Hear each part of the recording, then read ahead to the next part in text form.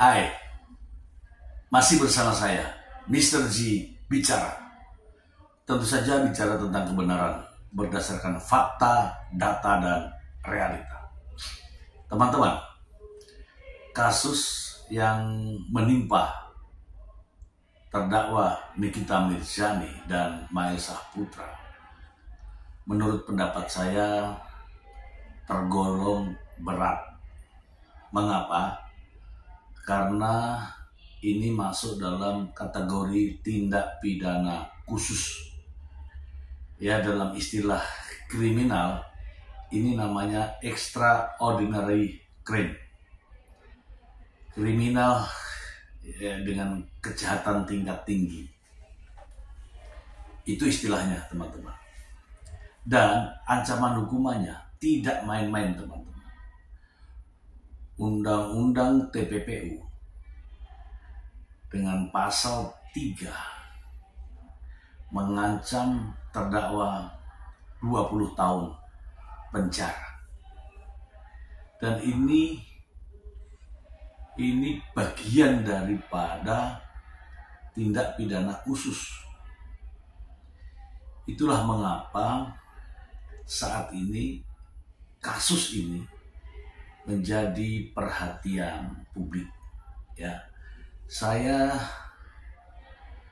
melihat bahwa kasus ini sudah melalui beberapa tahapan-tahapan proses dalam persidangan. Ya, yang pertama ketika sidang dibuka, kemudian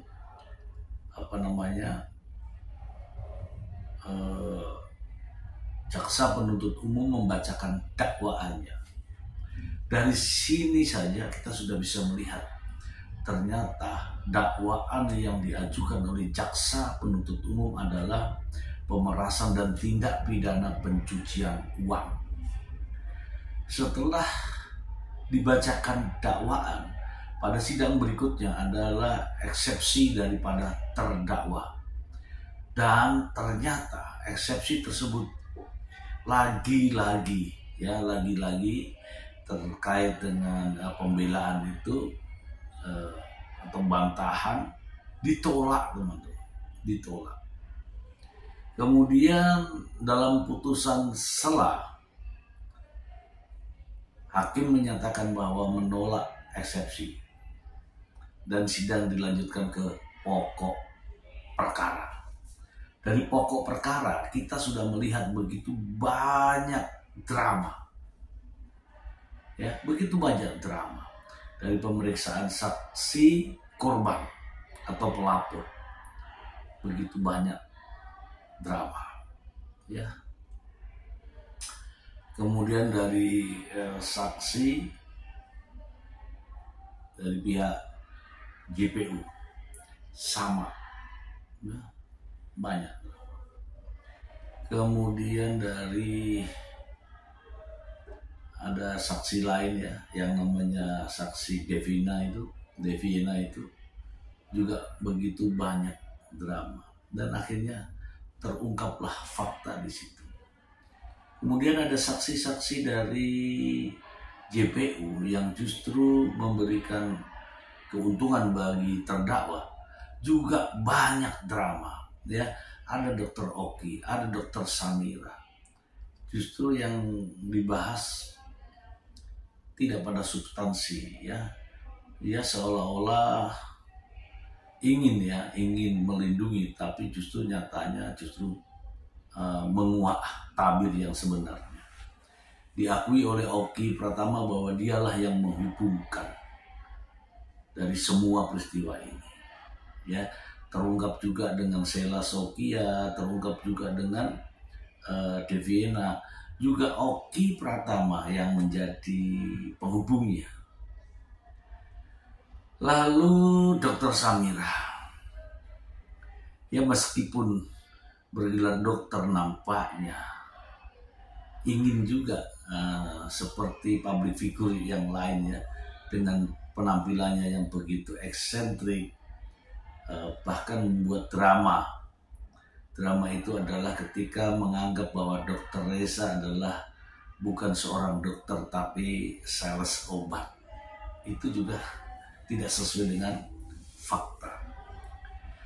Nah teman-teman, makin ke sini ketika adanya pemeriksaan saksi mahkota, dihadapkan antara terdakwa yang satu dengan terdakwa yang lain untuk saling memberi kesaksian, makin terungkap di sana, ya, sehingga saya memberikan pendapat bahwa telah terjadi adanya tindak pidana pemerasan dan juga tindak pidana pencucian uang, ya. Ada beberapa saksi dari pihak BCA misalnya, dari pihak developer misalnya, pun menguatkan adanya tindak pidana tersebut. Lalu pada akhirnya dihadirkanlah ahli-ahli, ya, untuk memberikan dukungan terhadap permasalahan ini. Ada ahli bahasa, ada ahli pidana, ada ahli ITE, ada juga ahli TPPU, dan juga dari digital forensik. Makin menguatkan adanya dakwaan jaksa penuntut umum. Menurut pendapat saya, sampai detik ini, jaksa telah dapat membuktikan unsur-unsur dakwaannya, yaitu adanya tindak pidana pemerasan dan pencucian uang. Namun demikian, terdakwa menghadirkan 4 orang saksi yang, ya, mungkin teman-teman juga sudah bisa melihat sendiri bagaimana kesaksian keempat orang tersebut. Mungkin, ya, kalau saya melihat tidak memiliki keuntungan sebenarnya terhadap terdakwa ini. Kenapa? Karena saksi-saksi yang dihadirkan justru tidak relevan dengan perkara yang sebenarnya. Demikian juga hadirnya ahli kemarin, ya, ada ahli bahasa, ahli linguistik forensik, ada juga ahli hukum perdata dan hukum pidana. Dari apa yang saya ambil ke sini, kesaksiannya ini menguntungkan terdakwa, menguntungkan. Tetapi justru dengan menguntungkan itulah terlihat bahwa tidak sesuai dengan fakta. Dan hakim memahami itu, ya. Ada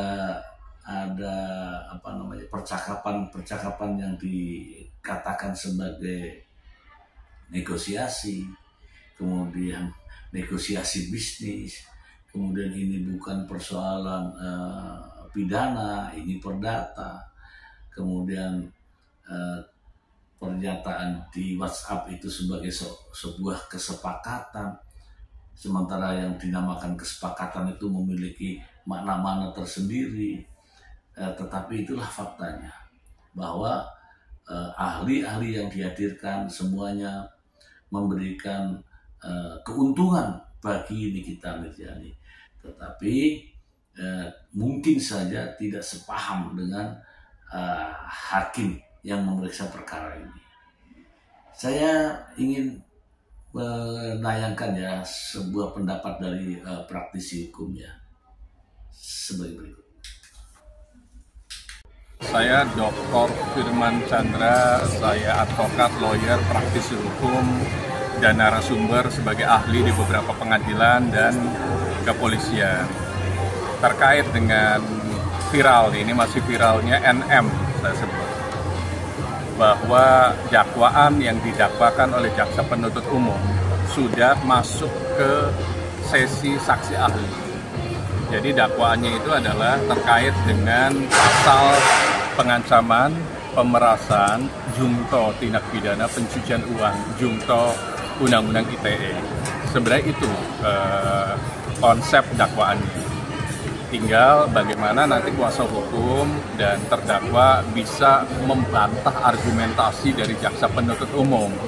Tentunya harus menghadirkan alat bukti yang namanya saksi dan saksi ahli serta dokumen. Sehingga argumentasi jaksa penuntut umum dipatahkan dan majelis hakim bisa memutus bebas. Namun apakah semudah itu? Tidak juga. Jadi masing-masing punya positioning. JPU akan membuat sesuai tupoksinya bahwa terdakwa harus salah. Kuasa hukum akan membuat supaya sesuai tupoksinya bahwa terdakwa akan bebas. Namun kalau kita lihat di sidang-sidang yang terakhir kemarin, bahwa semua saksi dan ahli jelas memberatkan terdakwa, termasuk saksi ahli yang kita sebut saksi ahli hukum tindak pidana pencucian uang. Bagaimana delik tindak pidana ini sudah masuk sebenarnya. Di pasal 3 jelas ada bahwa merubah bentuk layering uang dari pelapor yang kita sebut DRG ke dia, kemudian dirubah bentuk menjadi rumah. Itu sudah sesuai dengan tafsir dari layering dan merubah bentuk tindak pidana pencucian uang. Kemudian yang kedua, dikirimkan cash dengan ada pertimbangan dari terdakwa supaya tidak diketahui asal-muasal uang. Lagi-lagi 2 miliar cash itu dikirimkan lagi ke PT developer perumahan tersebut. Artinya apa? Mau transfer, mau cash, dirubah bentuk menjadi rumah. Itu jelas definisi tindak pidana pencucian uangnya masuk. Dari sana memang tugas berat bagi kuasa hukum untuk mematahkan argumentasi yang sudah disampaikan atau dikuatkan lebih tepatnya oleh saksi fakta dan saksi ahli. Itu tugas dari kuasa hukum. Makanya kuasa hukum tugasnya sebenarnya berat. Karena semua saksi fakta dan saksi ahli, kesaksiannya, dokumennya itu memberatkan terdakwa. Dan TPPU itu adalah extraordinary crime. TPPU itu seperti korupsi, kejahatan yang sangat luar biasa dan di seluruh dunia harus diberantas. Makanya ancamannya tinggi. Kalau korupsi bisa sampai pidana mati di pasal 2 ayat 2-nya Undang-Undang Tipikor dengan hal-hal yang tertentu, misalnya saat COVID dan lain-lain. Kalau TPPU itu bisa sampai 20 tahun ancaman hukumannya. Nah sekarang tugas, mungkin minggu depan, sesi dari kuasa hukum untuk menghadirkan saksi fakta dan saksi ahli agar membantah argumentasi jaksa penuntut umum melewati saksi fakta dan saksi ahli. Hadirkan, tugas dari kuasa hukum, hadirkan saksi fakta dan saksi ahli yang lebih berkualitas agar unggul pada saat fakta persidangan. Karena goalnya apa? Jaksa penuntut umum akan membuat tuntutan. Tuntutan di situ ada 2 poin. Pertama, terdakwa bersalah sesuai dengan dakwaan primer. Yang kedua, ancaman hukumannya. Extraordinary crime, ancaman hukumannya 3. Pertama, pemidanaan. Pemidanaan itu adalah pemenjaraan. Yang kedua, harus membayar uang pengganti.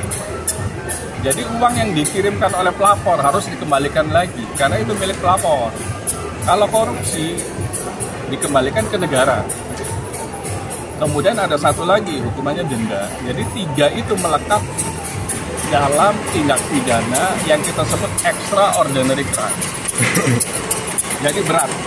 Makanya semangat tetap kita semua. Dari pernyataan ini saya bisa menarik ya kesimpulannya bahwa perkara ini masuk dalam kategori perkara berat ya, extraordinary crime, yang ancaman hukumannya maksimal ya, sangat tinggi. Kemudian jika penasihat hukum ya ingin memberikan pembelaan, harusnya dengan bukti-bukti yang konkret ya. Untuk membantah dakwaan jaksa penuntut umum, penasihat hukum harus memperlihatkan, membuktikan bukti-bukti yang konkret. Agar apa? Agar membebaskan terdakwa Nikita Mirzani. Karena menurut pendapat saya, jaksa penuntut umum telah menghadirkan bukti-bukti yang konkret. Ya, mungkin saja penasihat hukum dari pihak terdakwa ini mampu membantah dakwaan jaksa dengan bukti-bukti yang konkret pula. Jangan sampai bisa membantah tetapi tidak memiliki bukti. Karena dalam sidang di pengadilan negeri nampaknya harus perang dalil, bukan hanya perang dalil saja, tetapi juga harus didukung dengan bukti-bukti yang konkret. Itulah mengapa kasus ini nampak begitu ramai dan menjadi perhatian publik. Karena kasus ini ya melibatkan sosok public figure yang cukup, karena ada public figure yang cukup kontroversial. Kita akan ikuti terus persidangannya seperti apa. Intinya adalah bagaimana terdakwa dan penasihat hukumnya berjuang. Bukan hanya kata-kata, tapi dengan fakta dan realita. Itu saja dari saya, semoga bermanfaat. Terima kasih. Bye.